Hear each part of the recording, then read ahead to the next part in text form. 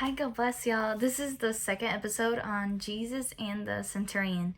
Well, let's get started. And first of all, what is the objective with this specific Bible story or this episode? It's showing no matter the time and place, God will continue his plan and extend salvation to the Gentiles and those in power. So, starting off with the passage, we'll start off with Matthew chapter 8, verse 5 through 13. Well, let's get started.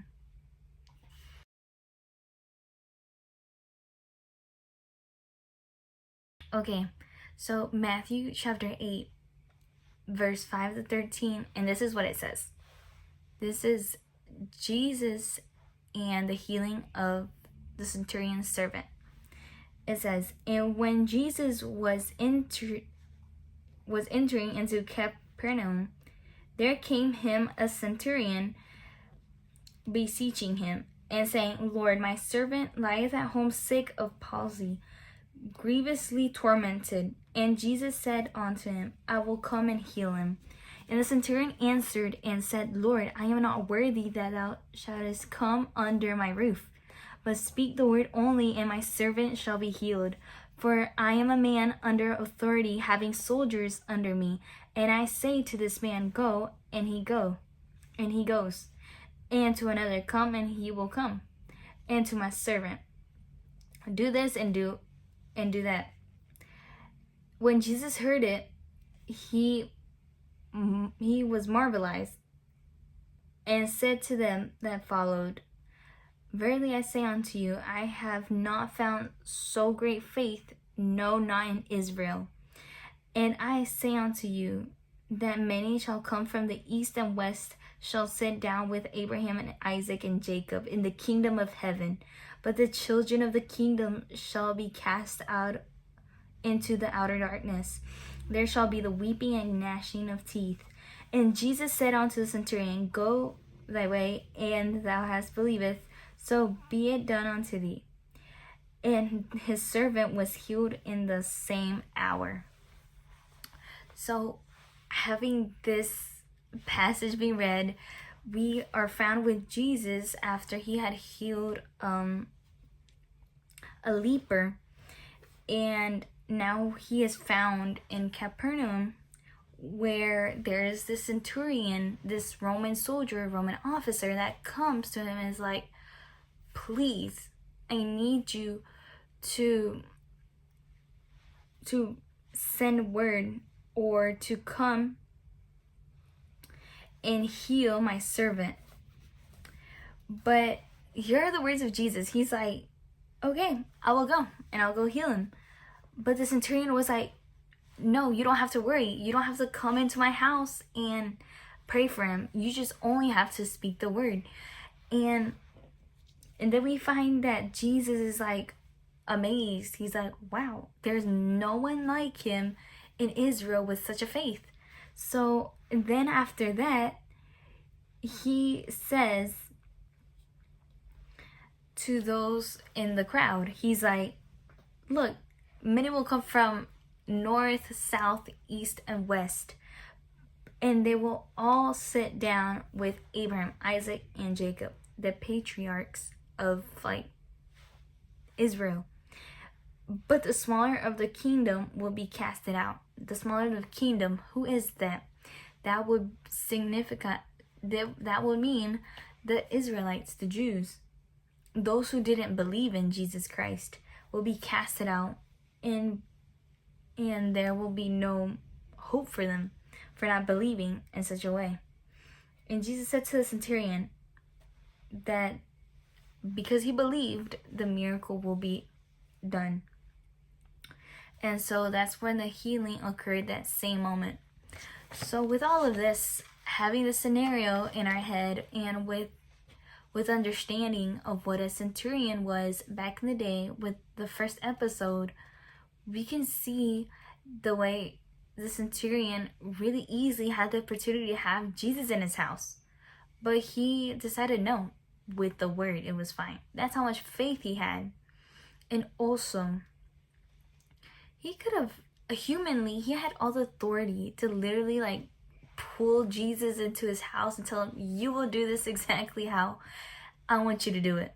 But no, since the centurion understood Jesus' spiritual authority, he was like, I will humble myself. I will submit to your authority, even though I have authority over you humanly.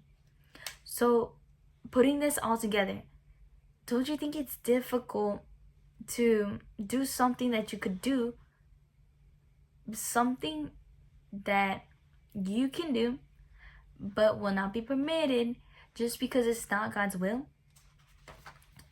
It's like saying, okay, I'm gonna defend myself. Physically, I'm able to defend myself. But it's not God's will for you to do that. God doesn't want you to hurt the other person. So that's where we're like, okay, if it were for me, I would do it. But since it's not God's will, I will not do it. So that's like the struggle that the centurion had. He obviously went with faith to walk by faith. Literally, the centurion came out of his house to go walk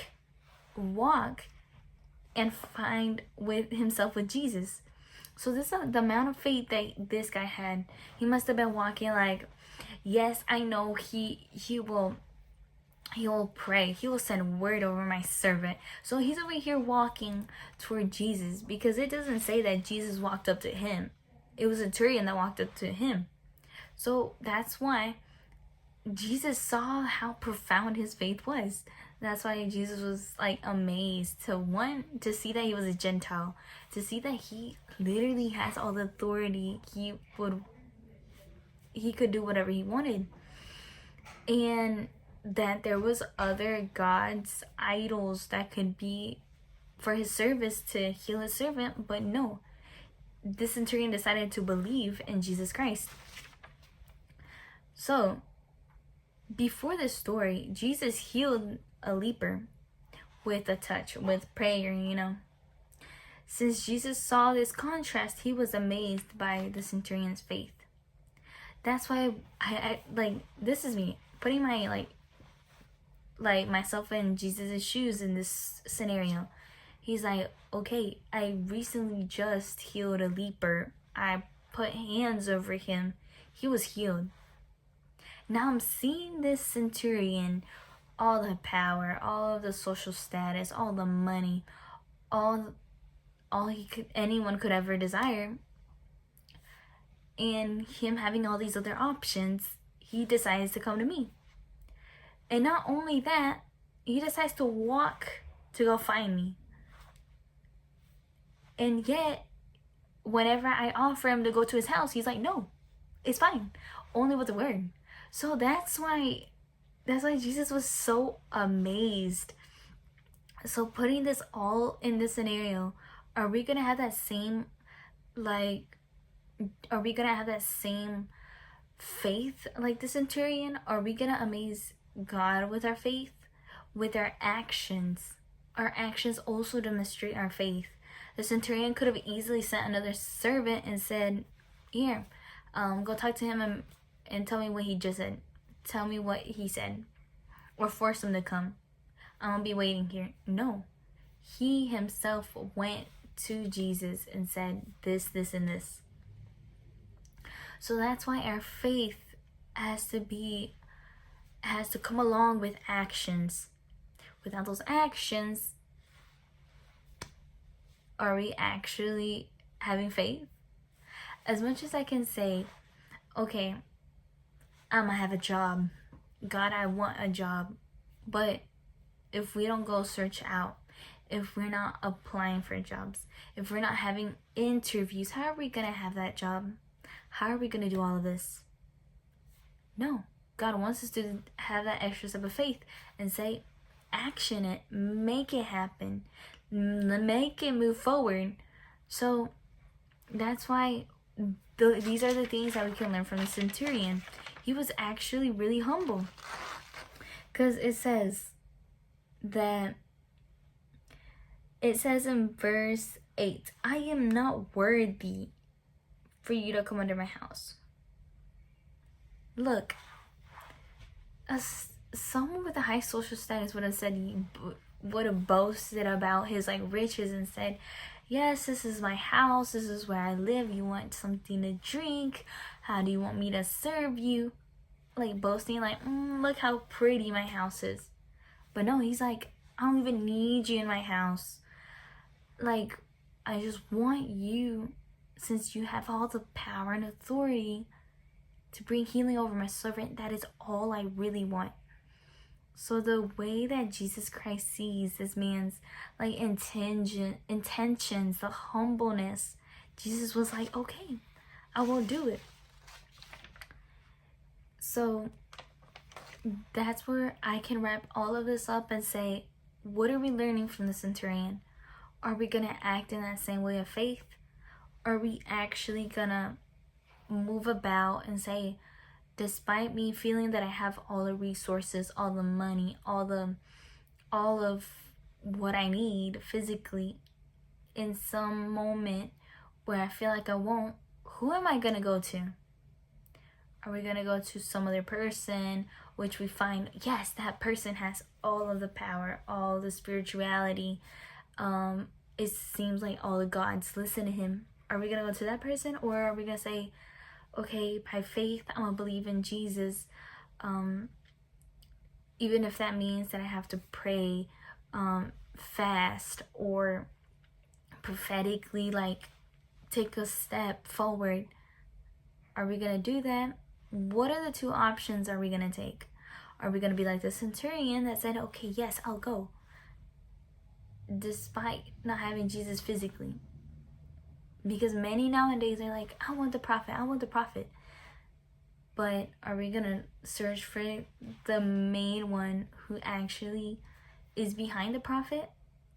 Jesus? So with all of this, having in mind, any moment where we're finding ourselves in a struggle, not only with like a healing or like a sickness, but are we gonna put all our faith and action into some moment in our lives where we're like, I don't see any exit out of this, I don't see that I'm gonna ever leave out of like this hardship? So let us once again just breathe and like remember this story whenever we're in our like darkest moments, whenever we're like, what do I do? The only other option we have is Jesus. But we just have to have this like spiritual sense to know when Jesus Christ is talking, whenever we know that the action or like the miracle has been done. Because it says in verse 13 that the servant was healed in that same hour. So are we gonna believe on our way back to where we go? We're like, okay, we prayed, I did all of this, but is your faith gonna continue after Jesus Christ gave those words? So it all comes together. Action, faith. Action and faith. So I encourage you, continue to have faith even though we're seeing the contrary. But in Jesus Christ we find all our wholeness. We find ourselves whole in Jesus Christ. So this is the passage, this is what we learn, this is what I have learned from the centurion specifically, despite him having all of the government backup or all like this like power in his hands. He decided to be like, no, I trust and believe in Jesus. So even as humans, we sometimes might want to believe more in ourselves than what Jesus can do for us. So ending with all of this, let us meditate on this whenever we're going through something. Let us go back and like reflect on this passage. So this is the second episode on Jesus and centurions. And the third episode, I will mention the second centurion that believed despite being at the feet of the cross. Who is he? I'll mention that in the next episode. So be ready for that. Activate your notification bell. Subscribe, like, and comment, please. I like to listen to y'all's comments. watch out, read y'all's comments, and I know that it will be a blessing. I know that this Bible study will be a blessing for each and one of you. So, God bless.